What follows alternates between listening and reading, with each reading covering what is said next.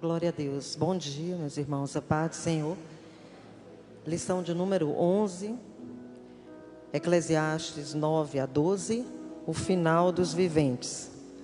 O texto áureo, Eclesiastes 12:1, diz assim: lembra-te do teu Criador nos dias da tua mocidade, antes que cheguem os maus dias e cheguem os anos dos quais dirás, não tenho neles prazer.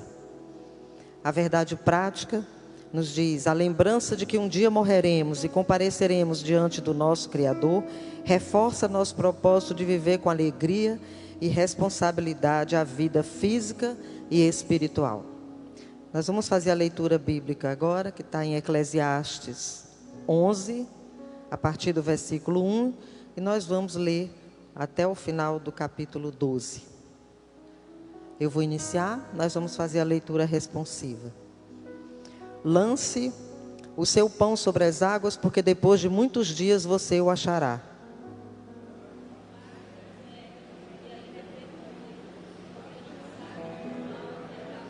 Se as nuvens estão cheias, derramam chuva sobre a terra. Se uma árvore cair para o sul ou para o norte, no lugar em que cair, aí ficará.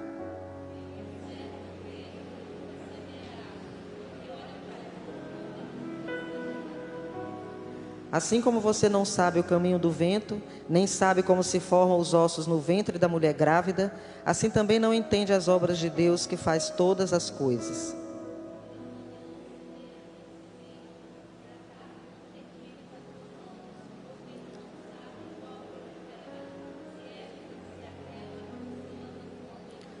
Doce é a luz e agradável aos olhos é ver o sol. Mesmo que alguém viva muitos anos, deve alegrar-se em todos eles. Contudo, deve lembrar-se de que há dias de trevas, que serão muitos, e que tudo o que virá é vaidade.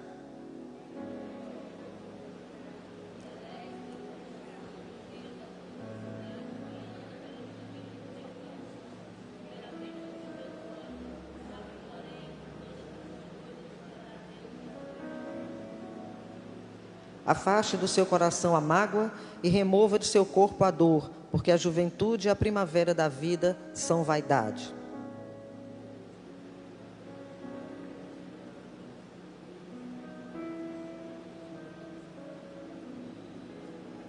Lembre-se do Criador antes que se escureçam o sol, a lua e as estrelas, e as nuvens voltem depois da chuva.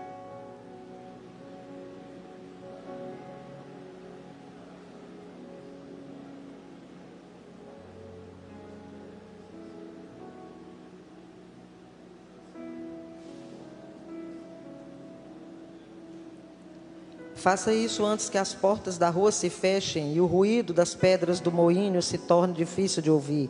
Quando você se levantar, a voz das aves e todas as harmonias, filhas da música, começarem a desaparecer.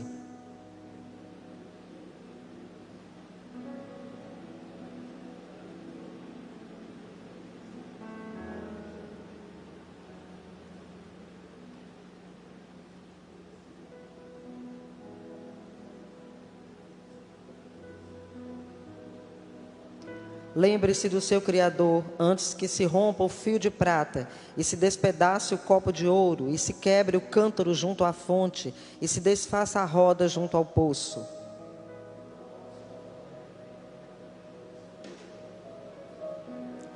Vaidade de vaidade, diz o pregador, tudo é vaidade.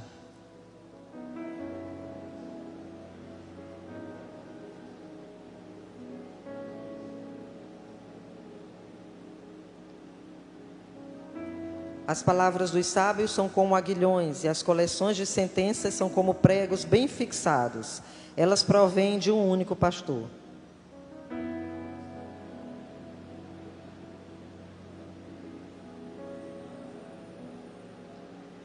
De tudo que se ouviu, a conclusão é esta: tema a Deus e guarde os seus mandamentos, porque isto é o dever de cada pessoa. Podemos ler juntos. Porque Deus há de trazer a juízo todas as obras, até as que estão escondidas, quer sejam boas, quer sejam más. Senhor, nosso Deus e nosso Pai, nós te adoramos, te louvamos, Senhor, te agradecemos por esse momento aqui nessa manhã e pedimos a tua direção, Senhor, que possamos aprender mais e mais de ti essa manhã. Em nome de Jesus, amém. Os irmãos podem sentar.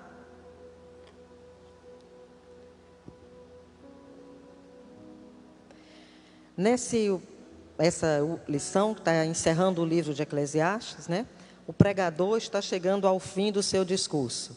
No início, quando começamos a estudar o livro de Eclesiastes, está lá, no capítulo 1, versículo 1, palavras do pregador, filho de Davi, rei de Jerusalém. Então, ele agora está chegando ao fim do seu discurso e no decorrer do livro, ele expôs com muito realismo as coisas difíceis da vida. Enfatizou a futilidade e a frustração da vida sem Deus. Enfatizou também a brevidade da vida, mostrando que a idade traz consigo um declínio inevitável. Do que se lê aqui em Eclesiastes, conclui-se que a essência da sabedoria consiste em temer a Deus, o temor reverente a Deus, por meio da obediência, pois é a Ele que vamos prestar contas. Conclusão: temer a Deus e guardar os seus mandamentos. Através dessa lição aqui, nós vamos frisar, porque nós já entendemos que o propósito de Deus é para todo ser vivente e que nada foge ao seu controle. E vamos tratar um pouco também da diferença entre o sábio e o insensato e refletir um pouco sobre envelhecimento e morte. A morte chega para todos, o envelhecimento para alguns. Salomão destaca que é importante aproveitar as oportunidades enquanto estamos vivos, pois a morte encerrará com todas as oportunidades. Os mortos já cumpriram a sua missão, eles não podem mais reagir aos acontecimentos, os mortos não podem mais acrescentar nada à sua reputação, mas os vivos podem. Os mortos não podem mais se relacionar com as pessoas na terra, os vivos podem. Os mortos não podem mais expressar amor, ódio, inveja, e os vivos podem. Os vivos podem ainda mudar. Eles podem mudar realidades, mudar atitudes, mudar comportamentos, valores. Quando a gente fala em valores e a gente começa a estudar um pouco essa lição que vai mostrando aspectos de uma vida boa, de como deve ser a vida daquele que crê em Deus, daquele que conhece os mandamentos de Deus, que procura viver uma vida seguindo esses mandamentos, a gente tem primeiramente que entender que existem princípios, valores, eu tenho insistido um pouco aqui às vezes, e que nós precisamos ter isso como base na nossa vida. Os princípios cristãos, os valores bíblicos. Isso que a gente está estudando aqui hoje, nada mais é do que desdobramentos desses princípios em situações cotidianas, situações corriqueiras da vida. Então precisamos entender que nós vivemos com base em princípios. Esses princípios são a base da nossa vida, os princípios bíblicos, os princípios cristãos. Continuando a lição, iniciando aí no item 1, estímulo e propósito para a vida. Aí aqui já é o capítulo 9 de Eclesiastes, que nós não lemos, mas aí na revista tem a menção. Eclesiastes 9, de 1 a 18. É verdade que a morte está a caminho, mas Deus nos dá dádivas, ou seja, a morte, se Jesus não voltar antes, a morte é certa para todos nós. Mas enquanto nós estamos aqui, Deus nos dá dádivas, presentes para o nosso deleite e que nos agradam essas dádivas e nós podemos desfrutá-las. É preciso entender que nós temos uma vida abundante aqui na terra, porque Jesus nos promete essa vida. E essa vida abundante, ela precisa ser compreendida com base nesses princípios, nesses valores do Senhor Jesus. Primeiramente, tenhamos refeições alegres. Eclesiastes 9, 7. Vai, pois, e come com alegria o teu pão.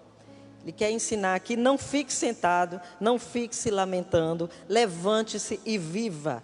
Coma o pão de cada dia com alegria. Aquilo que o Senhor tem dado, aquilo que o Senhor tem suprido, o Senhor não tem deixado faltar. É mesmo na simplicidade da vida e do dia a dia que nós podemos aplicar esse princípio da gratidão na nossa vida. É uma suficiência em Deus, humildade, são princípios bíblicos, todo cristão precisa entender isso, né? A humildade, o próprio Jesus.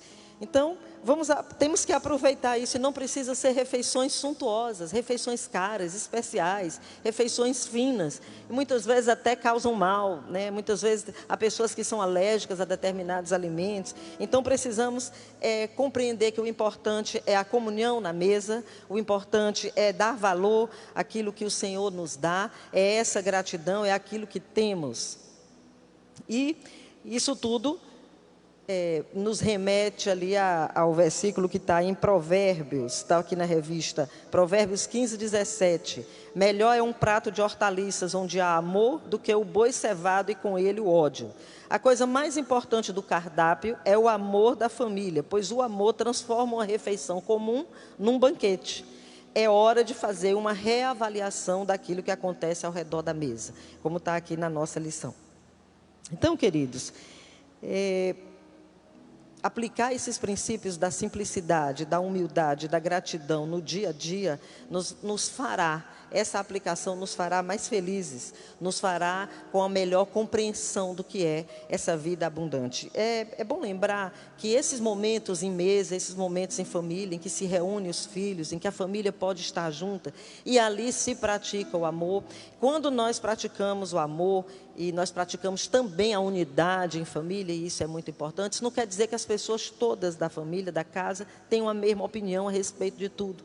Nós podemos ter opiniões diferentes, mas nós podemos ter respeito, consideração, amor, nós podemos ter comunicação, e isso ajuda muito, vai ajudar na vida de todos para frente, os que ainda forem jovens, adolescentes, todos os que participarem desse tipo de reunião, desse tipo de refeição no dia a dia, vai ajudar na autoestima, vai ajudar no amor próprio, porque vai dar uma noção muito forte para a vida toda de pertencimento. Pertencimento ao grupo, pertencimento à família, amor ali na casa. O item 2, vestes alvas e óleos sobre a cabeça. Aqui na lição nos ensina, né? Salomão, ele quando tratou disso aqui, ele levou em consideração a época, as famílias, elas sabiam desfrutar das ocasiões especiais, como casamentos, festas, encontros. Nesses dias, elas iam todas reunidas, aproveitavam e usavam roupas brancas, que o branco, essa roupa branca era símbolo de alegria. E elas se ungiam com perfumes caros, eram ocasiões raras, e todos aproveitavam. O conselho de Salomão para nós aqui é: vistam sempre roupas brancas, façam de toda ocasião uma ocasião especial, mesmo que isso seja rotineiro, mesmo que isso seja uma coisa comum. Nós devemos nos alegrar sempre, como está lá em Filipenses 4:4. Alegrai-vos, né? Então não é na busca de coisas especiais, ou de ocasiões especiais, ou de momentos, né? Às vezes até momentos de fama. Não é nesses momentos que nós encontramos alegria, mas sim na prática de tornar especiais as coisas do dia a dia, a nossa vida cotidiana. Isso tudo nos leva a pensar na valorização própria, na valorização da nossa família, na valorização dos nossos, na paz que nós temos. O próprio Senhor Jesus nos diz, né? Eu vos dou a minha paz, na simplicidade da vida, que quem conhece Jesus, quem conhece a Bíblia Sagrada, sabe que a vida do cristão é uma vida de simplicidade. 3, desfrute do casamento e do trabalho. Eclesiastes 9, 9 e 10. Goza a vida com a mulher que amas todos os dias de tua vida fugaz, os quais Deus te deu debaixo do sol, porque esta é a tua porção nesta vida, pelo trabalho com que te afadigaste debaixo do sol. Nós sabemos, irmãos, apesar das dificuldades todas que elas existem, que sempre há alegria no lar do casal que se ama e do casal que é fiel aos votos do matrimônio, daqueles que compreendem e levam a sério a Bíblia Sagrada e os princípios bíblicos acerca do casamento, que lá em Gênesis 2:24 está bem claro para nós. Deixa o homem pai e mãe e se une à mulher, tornando-se os dois uma só carne. Salomão mesmo não cumpriu, né, esses princípios. E é como se ele tivesse agora nesse versículo nos dizendo assim: agora eu entendo. A vida dele não foi uma vida exemplo nesse ponto, como nós sabemos. Sobre o trabalho, né? Continuando aí nessa mesma leitura. Sobre o trabalho.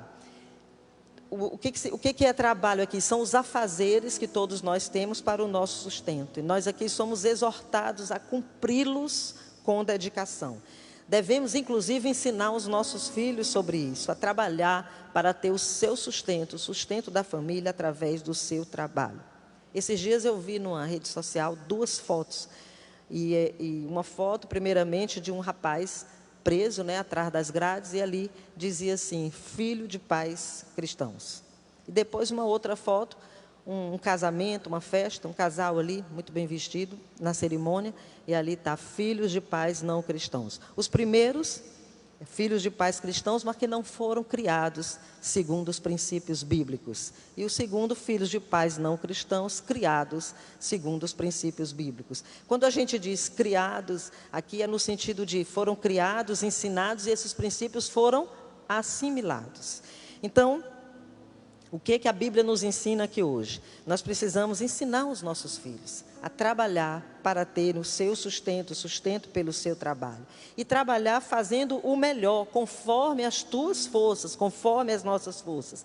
Faça bem feito, faça o melhor enquanto tens forças, porque depois pode chegar o dia, e vai chegar, em que não mais poderá fazer. Não é? Terá que descansar as ferramentas, terá que pendurar as chuteiras, terá que parar, porque a idade vai chegando, as dificuldades, outras dificuldades podem aparecer. Então, devemos aproveitar as oportunidades no presente. Irmãos, essa questão do trabalho, ela nos remete a alguns princípios muito fortes. O princípio da honestidade, o princípio de você trabalhar para isso, né, da honestidade, e também da justiça, o princípio da justiça. Veja só, eu vou dar um exemplo rápido aqui, a meu respeito mesmo. Eu sei que tem muita gente aqui que vai se identificar. Eu fui uma criança, desde muito menina, muito acostumada a trabalhar e a ter muita responsabilidade com as minhas coisas. Não era trabalhar assim em casa, serviço doméstico, mas era de me esforçar para fazer tudo aquilo que eu tinha que fazer com muita responsabilidade e muito bem feito. Foi uma cobrança, assim, até sem querer, dos meus pais, mas enfim, eu fui criada assim. Então, isso eu levei para a minha vida toda. As coisas que eu tenho que fazer, que chegam à minha mão, eu procuro fazer, e procuro fazer rápido. Aquele ditado que diz assim, não deixe para amanhã o que você pode fazer hoje, eu sempre cumpri isso na minha vida, sempre fui muito, muito assim. Mas eu cheguei a me deparar com situações, já na minha vida adulta, de ser criticada por trabalhar. Criticada por fazer a minha obrigação, e fazer a minha obrigação bem feita. Trabalha demais. Às vezes nós somos criticados por fazer o certo, porque nós obedecemos, né? Obedecemos o que tem que fazer, porque nós cumprimos a nossa obrigação, e porque muitas vezes fazemos até mais do que os outros por uma simples questão de se isso ser nosso.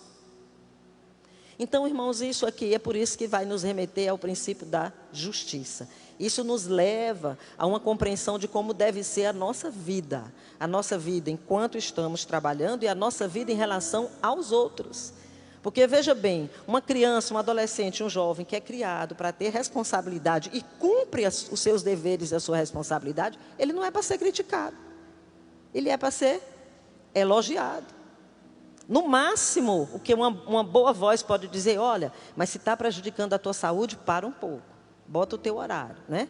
Mas ser criticado porque faz bem, então, irmãos, aqui a gente vai refletir sobre isso e tem que compreender como nós levamos a vida, como nós ensinamos, como nós nos relacionamos e como esses princípios bíblicos eles são aplicados na nossa vida do dia a dia mesmo. O princípio da justiça, esse princípio da honestidade, de você ter o seu trabalho e ganhar o seu sustento honestamente. E isso nós passamos para os nossos filhos. Temos que saber, porque às vezes as nossas palavras, a nossa forma de agir causam impacto na vida de alguém, na vida de um grupo, na vida inclusive da família, da sociedade. Então nós precisamos ter o senso de justiça, de equidade, né, na nossa vida. Se nós tememos a Deus e andamos pela fé, em lugar de reclamar da vida ou desistir dela, nós desfrutamos da vida com alegria e podemos ter a vida abundante que Jesus promete, precisando compreender o que é essa vida abundante, o que Jesus dá valor, o que Ele nos ensina como é certo, o que Ele nos diz que é felicidade, o que Ele nos mostra de como praticar. Nós somos a diferença na terra, né? Já lembrando do tema da nossa igreja deste ano, nós somos a diferença e nós não podemos brincar com isso.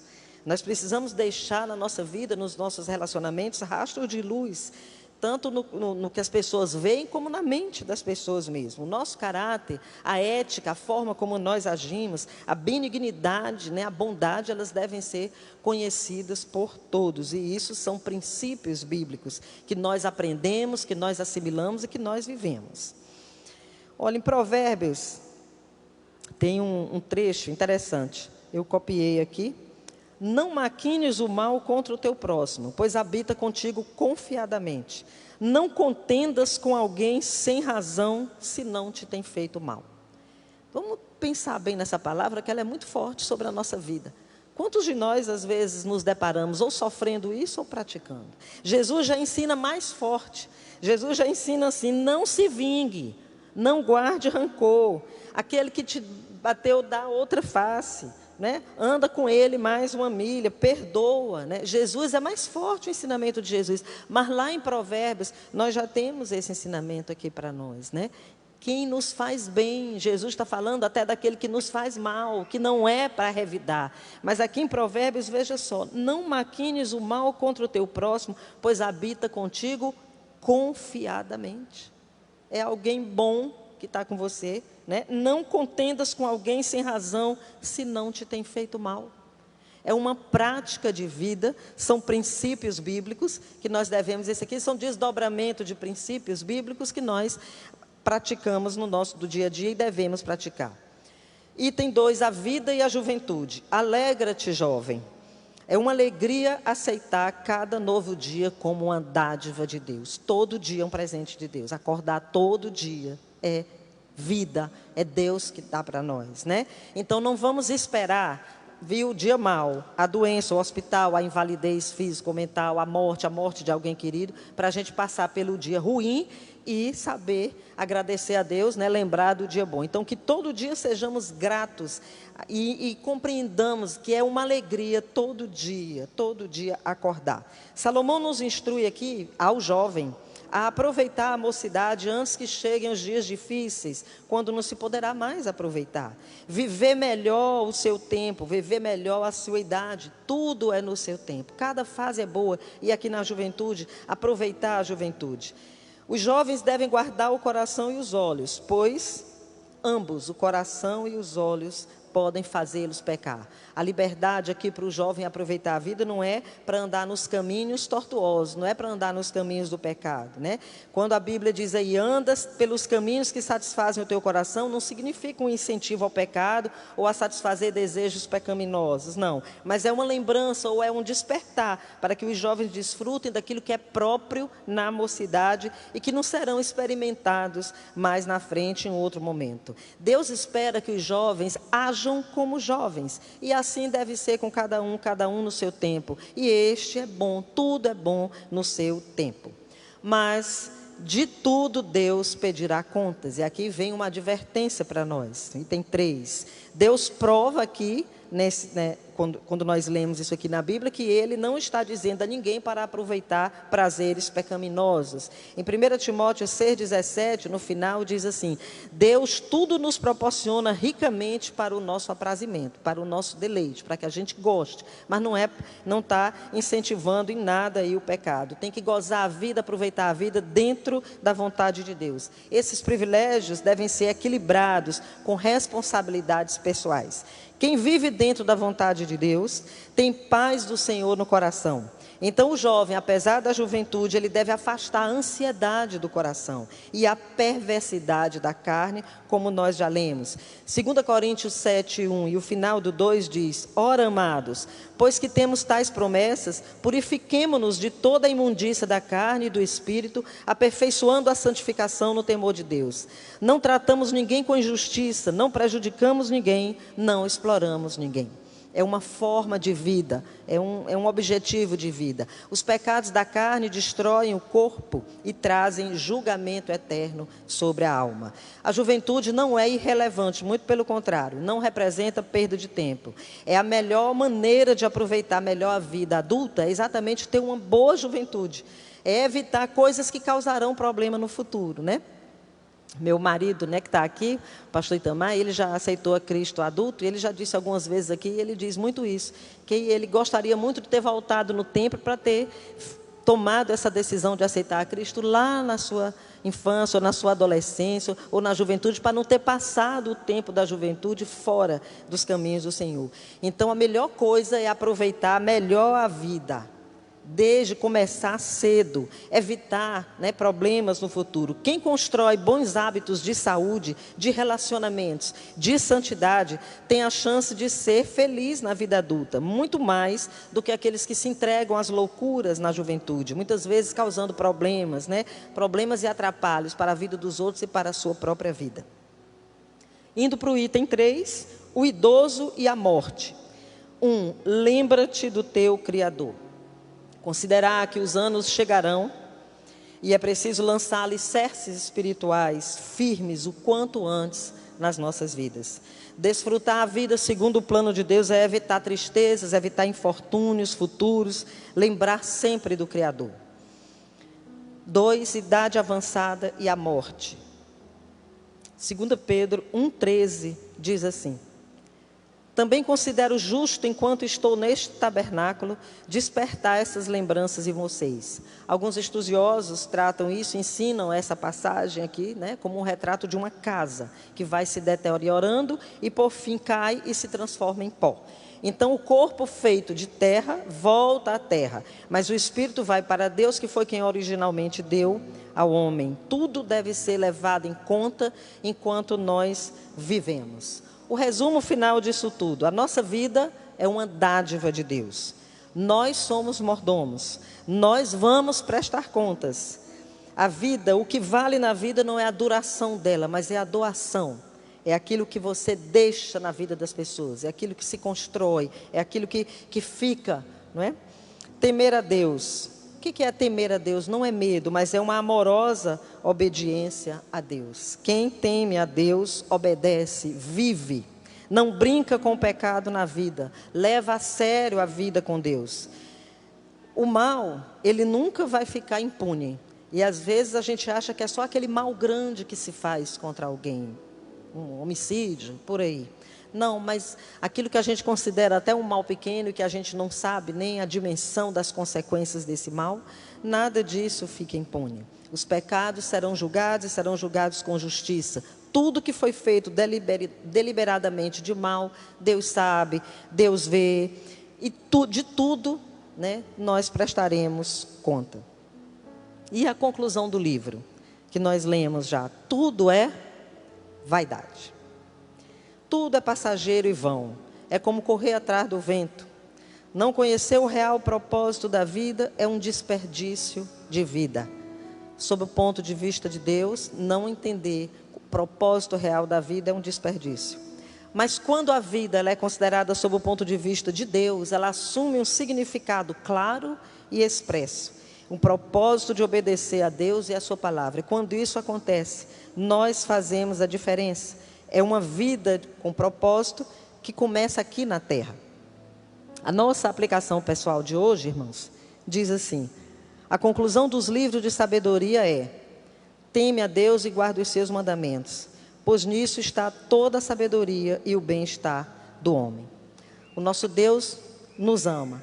Nós temos em Deus uma vida com propósito, uma vida abundante, uma vida boa, para que a gente possa desfrutar realmente dessa vida e tantas vezes até entender que a gente já tem essa vida. É preciso que a gente compreenda esses valores. O que Jesus nos ensina sobre uma vida verdadeira, boa, com propósito, uma vida abundante. Tudo começa pela valorização de quem nós somos. Nós todos temos muito valor. De quem nós somos, de quem são as pessoas que estão conosco, nosso cônjuge, a nossa família, os nossos filhos. É olhar para eles com um olhar de valorização e de muita alegria e muito contentamento.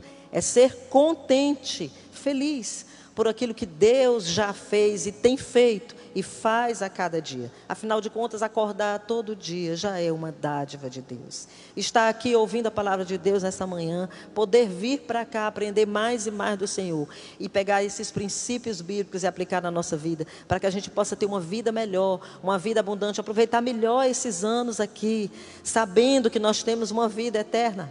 Nós temos um porvir muito melhor. não é? Nada se compara ao que nós vivemos aqui. Quando nós, na nossa vida, deixamos entrar problemas, como, por exemplo, comparações. Esses dias ontem, eu vi um vídeo, né, de uma cantora muito boa, muito famosa, eu gosto muito dela, chama Raquel Novaes. Ela tem hinos lindos. E eu até compartilhei esse vídeo em alguns grupos. Ela diz exatamente, ela está falando ali de adoração.